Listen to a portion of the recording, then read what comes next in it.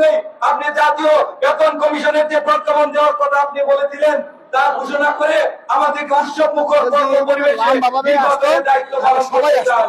আমরা চাই একটি সুষ্ঠু অবাধ নির্বাচনে সরকারের কর্মকর্তা কর্মচারীরা অংশগ্রহণ করবে, কিন্তু যখন পেটে ভাত না থাকে, যখন ব্যাংকে ঋণ থাকে এবং নানাবিধ সমস্যার কারণে তাদের সন্তানকে তারা স্কুল কলেজ মাদ্রাসা এবং বিশ্ববিদ্যালয় থেকে শুরু করে বাজার দর অনুযায়ী এখন আর কাজ চলে না। তাই আমরা বলতে চাই আপনি একজন নোবেল জয়ী এবং এই সরকারের একটি পথ পরিবর্তন করেছে শুধুমাত্র বৈষম্যের বিরুদ্ধে আন্দোলনের কারণে। বৈষম্যহীন একটি বাংলাদেশ করার জন্য আপনাকে মাননীয় প্রধান উপদেষ্টা হিসেবে এদেশের ছাত্র জনতা, কৃষক, রাজনীতিবিদ, অর্থনীতিবিদ সহ সবাই মোটামুটি আপনাকে অধিষ্ঠিত করছে। আমরা আপনাদের কাছে একটি বিনীত আহ্বান জানাই, অবিলম্বে এই 31 তারিখের মধ্যেই জাতীয় বেতন স্কেলের প্রজ্ঞাপন ঘোষণা করে প্রায় 22 লক্ষ কর্মকর্তা কর্মচারীকে আপনি মানসিক শান্তি থেকে দেওয়ার জন্য, মানসিক শান্তি দেওয়ার জন্য আপনার প্রতি বিনীত আহ্বান জানিয়ে এমপিভুক্ত শিক্ষা জাতীয় কর্মচারী জোটের প্রতিনিধি হয়ে আপনাদের দাবি আদায় ঐক্য পরিষদের সাথে একমত পোষণ করছি এবং আগামীতে যদি আরো কর্মসূচি দেওয়া লাগে তার সাথে এদেশে এমপিভুক্ত স্কুল, কলেজ, মাদ্রাসা এবং কারিগরি শিক্ষা প্রতিষ্ঠানের 6 লক্ষ কর্মকর্তা কর্মচারী আপনাদের সাথে থাকবে। আসসালামু আলাইকুম ওয়া রাহমাতুল্লাহ। ধন্যবাদ জনাব রাশেদ মোশাররফ। এ পর্যায়ে বক্তব্য রাখবেন জনাব খাদিজা খানম, মহিলা বিষয়ক সম্পাদক, 11 গ্রেড সরকারি চাকরিজীবী ফোরাম।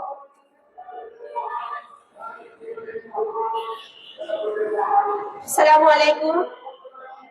আমি সমস্ত সাংবাদিক এবং আমাদের সাথে প্রিয় ভাই ও বোনেরা সবাইকে আমার আন্তরিক শুভেচ্ছা ও অভিনন্দন।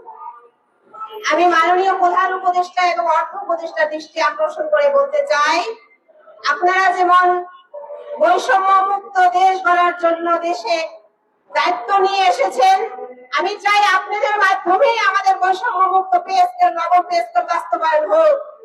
এই আমার প্রত্যাশা না শুধু 22 লক্ষ কর্মচারীর আশা।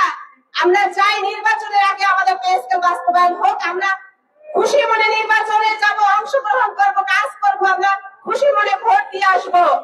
আমরা চাই মাননীয় প্রধান উপদেষ্টা আপনার কাছে চাই, আমরা আপনি যেমন বলেছিলেন যে পে স্কেল বাস্তবায়ন করা হোক, নবম পে স্কেল, আমরা আপনাদের কাছ থেকেই শুনতে চাই যে নবম পে স্কেল বাস্তবায়ন হয়েছে এবং সেই গেজেট দিয়েছেন, আমরা সেটা নিয়েই আমরা নির্বাচনে অংশগ্রহণ করতে চাই। আমি অর্থ উপদেষ্টাকে বলতে চাই, আপনি বলেছেন যে আমরা যে পে স্কেলের জন্য পে কমিশন গঠন করেছি সেজন্য আমাদের ধন্যবাদ দেওয়া উচিত। না মাননীয় অর্থ উপদেষ্টা, এটা এক ধরনের লোভনীয় কথা। আমরা এটা মানি না, মানবো না, মানতে চাই না। আমরা চাই অতি দ্রুত আমাদের নবম পে স্কেল বাস্তবায়ন করুন।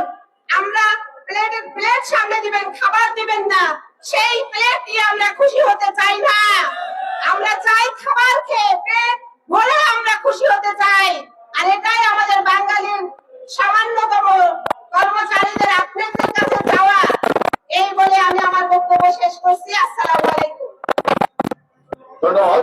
এ পর্যায়ে বক্তব্য রাখবেন জনাব আবু রায়হান, যুগ্ম সম্পাদক, বাংলাদেশ জেনারেশন। বিসমিল্লাহির রহমানির রহিম।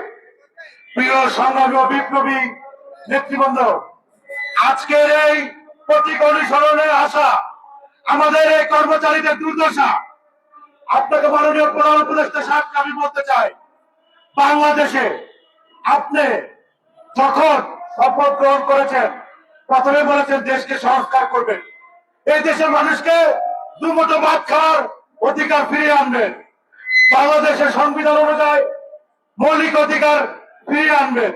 আপনি বাংলাদেশে বর্তমান দ্রব্যমূল্য অগ্রগতি এবং যেই জায়গায় যায় সবকিছুর দাম বেড়ে গেছে।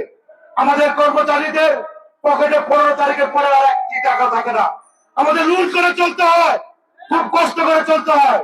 কেউ এমন আছে আমাদের কর্মচারীদের মধ্যে, কেউ ফেরি করে চলে, কেউ রিক্সা চালায়, অনেক কষ্ট করে এই ফ্যামিলি চালাচ্ছে। আপনি বলেছেন তাদেরকে শিক্ষা করতে, এই শিক্ষা কিভাবে হবে? আমাদের ছেলেদেরকে একটা প্রাইভেট বিশ্ববিদ্যালয়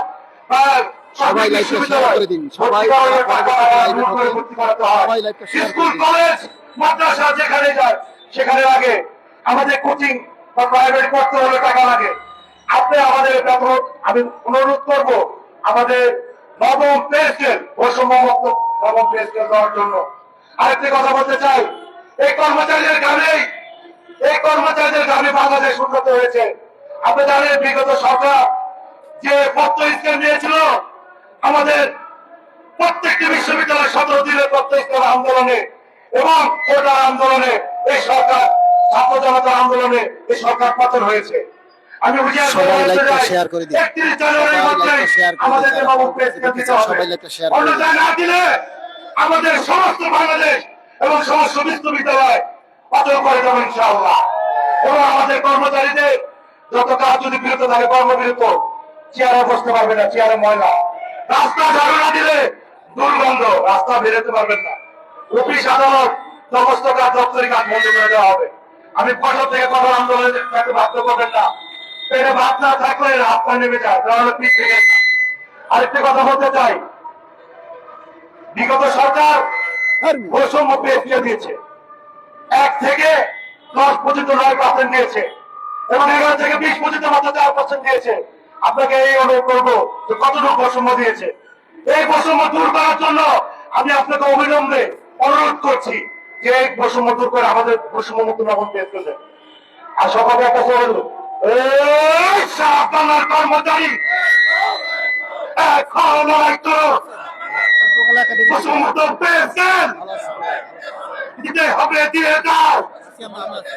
জেগেছে রে, জেগেছে, লেগেছে রে, লেগেছে, লেগেছে রে, লেগেছে। বৈষম্যমুক্ত পে স্কেল সারা বাংলার কর্মচারী লাইকটা সবাই শেয়ার করে দিন। এখন লড়াই করো। বৈষম্যমুক্ত পে স্কেল 31 তারিখের মধ্যে ঘোষণা দিতে হবে, দিয়ে দাও। বৈষম্যমুক্ত পে স্কেল। ধন্যবাদ, ধন্যবাদ জানাচ্ছি বাংলাদেশের সকল কর্মী, কর্মচারী ভাই ও বন্ধু। আমাদের 1 থেকে 20 ধন্যবাদ। সবাই এ পর্যায়ে বক্তব্য রাখবেন জনাব মোহাম্মদ আতাউর রহমান, সমাজসেবা অধিদপ্তরের সভাপতি নির্বাচনের মনোনয়ন প্রার্থী জনাব আতাউর রহমান। বিসমিল্লাহির রহমানির রহিম। আজকে এই জাতীয় প্রেস ক্লাবের সামনে আমরা সারা বাংলাদেশ থেকে আগত এই প্রতীকী অনশনের বাংলাদেশ সরকারি কর্মচারী দাবি আদায় ঐক্য পরিষদের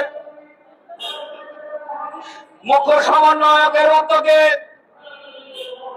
আজকের প্রতীকী অনশন পালন করার জন্য আমরা দাঁড়িয়েছি। আমাদের এই প্রতীকী অনশন দাঁড়ানোর কথা ছিল না। আমরা ভেবেছিলাম এই গত ডিসেম্বর মাসে আমাদের নবম পে স্কেল বাস্তবায়িত হবে, কিন্তু অতি দুঃখের বিষয় দেখতে পেলাম আজ 16 জানুয়ারি, এই 16 জানুয়ারি পর্যন্ত যখন নবম পে স্কেল ঘোষণা করা হচ্ছে না, তখন এই বাংলাদেশ দাবি আদায় ঐক্য পরিষদের মুখ্য সমন্বয়কের উপস্থিতিতে বারবার সবার পরিপ্রেক্ষিতে আজকে সারা বাংলাদেশ ব্যাপী জাতীয় প্রেস ক্লাব সহ প্রতিটি জেলার প্রেস ক্লাবের সামনে প্রায় 22 লক্ষ কর্মচারীর উদ্যোগে এই প্রতীকী অনশন পালন করা হচ্ছে। আমার প্রশ্ন হলো, মাননীয় অন্তর্বর্তীকালীন সরকারের প্রধান উপদেষ্টা, মাননীয় প্রধান উপদেষ্টার কাছে প্রশ্ন, আপনি যে এই ডিসেম্বর পর্যন্ত পে কমিশন গঠন করে দিলেন, আমাদের ভাগ্যের কি হলো? আজ আমরা আমাদের অবস্থান থেকে কি করতে পারি? আজও আমরা কিন্তু মাঠে সেইভাবে নামিনি। মাননীয়